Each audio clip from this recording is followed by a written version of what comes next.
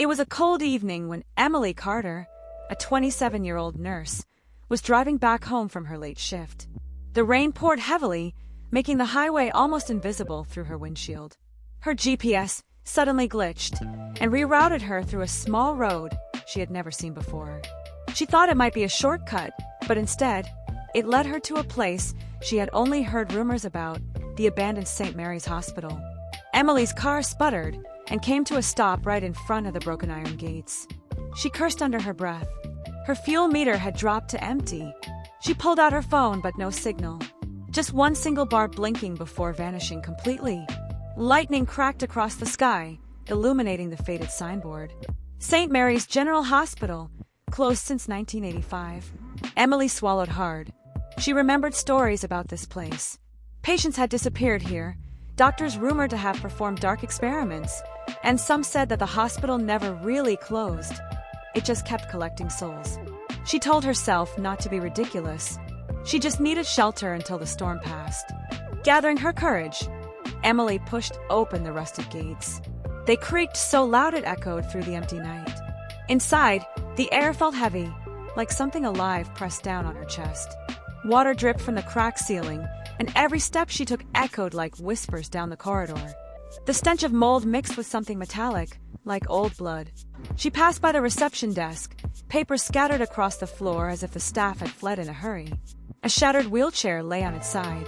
The fluorescent lights above flickered, even though there was no electricity. "Hello!" Emily's voice trembled. "Is anyone here?" Silence. Then, faintly, a child's laughter echoed from the second floor. Emily froze. "There can't be anyone here," she whispered. Her instincts screamed at her to turn back. But her car was useless, her phone dead, and the storm outside worse than ever. She tightened her jacket and decided to find a landline, maybe in the hospital security office. The hallways stretched endlessly, lined with patient rooms. Each door was half open, swaying slightly as if breathing. Inside one, she glimpsed a bed with restraints and a single patient file. Name, Daniel Harlow. Status, terminated. Notes, do not release. Subject unstable. Emily shivered. The file looked fresh, too fresh for a hospital abandoned decades ago. As she turned a corner, a door slammed shut behind her. She whipped around, heart pounding. No one was there. But when she turned back, she saw wet footprints leading further down the corridor. Bare feet, small, like a child's. She followed against her better judgment, drawn by some force she couldn't explain. The footprints led her to the pediatric ward. The painted murals of smiling clowns and balloons on the walls were peeling, their cheerful faces distorted into grotesque grins. Suddenly, the laughter came again. This time right behind her. Emily spun around. Nothing. Just the flickering hallway. "Who's there?" she demanded, her voice shaking. From the corner of her eye, she saw movement. A shadow darting into one of the rooms. She rushed inside. The room was empty. Only a dusty crib sat in the center. Inside the crib, there was a ragged doll with button eyes staring up at her. Emily reached out slowly, but the doll's head turned on its own. She screamed, stumbling back. The lights went out. Darkness swallowed everything. Emily fumbled for her phone, using the flashlight. The beam shook as she held it, revealing the walls smeared with something red. Words scrawled violently. "Stay with US." Her breath came fast, chest tight. She turned to run, but standing in the doorway was a figure. A man in a doctor's coat, face obscured by shadows. "Doctor?" she asked, clinging to hope. The figure stepped forward. His coat was stained with dried blood. Where his eyes should have been were only hollow sockets. His mouth stretched unnaturally wide as he whispered, "You're late for your appointment." Emily bolted, her shoes pounding against the broken tiles. She didn't stop until she crashed into the main stairwell. But the stairwell was wrong. It spiraled downward endlessly, floor after floor, deeper than the hospital could possibly go. From below, faint screams rose up, hundreds of voices crying out in agony. She had no choice. She couldn't go back. She descended. The deeper Emily went, the colder it became. Her breath fogged in the beam of her phone. The screams grew louder, blending into a chorus of pain. Finally, she reached a massive iron door at the bottom. Etched into it were words carved with fingernails.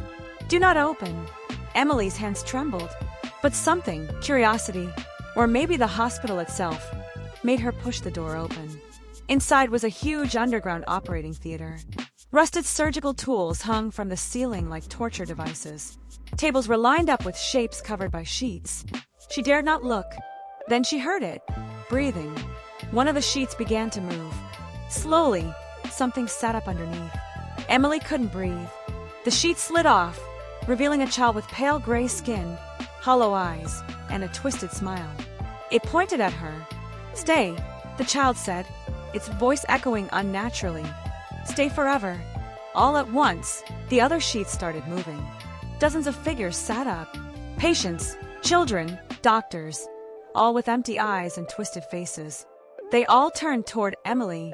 Her scream tore through the room as the figures rose, shambling toward her. She ran blindly, crashing into hallways she didn't recognize. The hospital was alive, shifting, trapping her. Doors slammed shut. Walls pulsed like flesh. "Let me out!" she screamed, pounding on a locked door. A mirror appeared where the door had been. In it, she saw herself, but not quite. Her reflection grinned wickedly, eyes black, lips curling. "You're one of us now," it whispered. The mirror cracked. Her reflection reached out through the glass, clawing for her. Emily stumbled back, falling into darkness. She woke up on the hospital floor. Morning sunlight streamed through the broken windows. The storm was gone. Everything looked normal again. Dusty, empty, silent. Emily staggered outside, gasping for fresh air. Her car sat by the gates, as if it had never broken down. Shaking, she climbed inside and drove away without looking back. But as she glanced at the rearview mirror, she froze. In the reflection, sitting in the back seat, was the doll from the crib, its button eyes staring at her, smiling. The screen of her phone lit up by itself. One single notification appeared. Appointment. Next visit, St. Mary's Hospital. Emily's scream was the last sound before the road swallowed her car into the morning fog.